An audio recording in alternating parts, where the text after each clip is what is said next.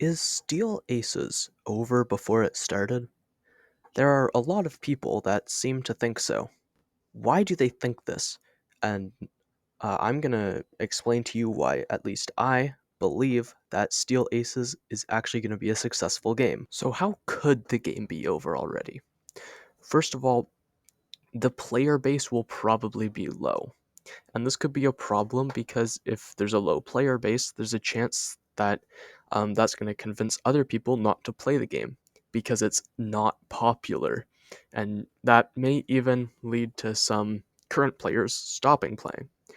Why it could have a low player base is because too many people in World of Tanks or War Thunder have spent too much time and money on those games to really feel like it's worth switching to Steel Aces.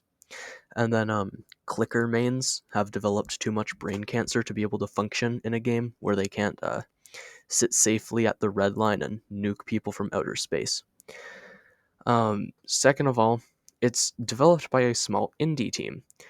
This means that when a member gets sick, that will, and it has, push back development by days.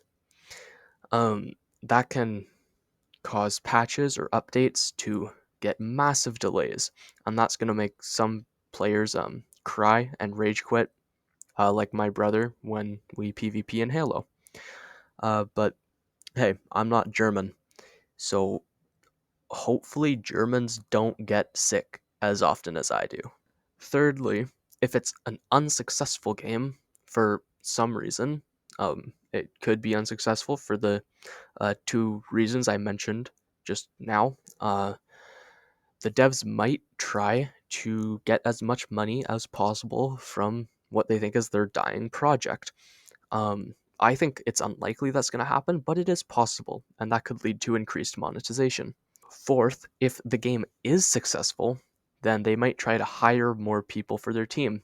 That could cause monetization to increase because they're going to have to pay more people. Lots of people also don't trust the developers because of the massive scar that wargaming has left behind. Wargaming, or should I say, war gambling.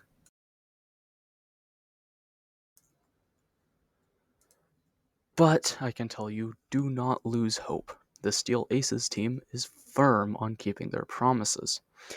In fact, I was talking with someone from the Steel Aces team, and I was told that they are very keen to not ruin their game.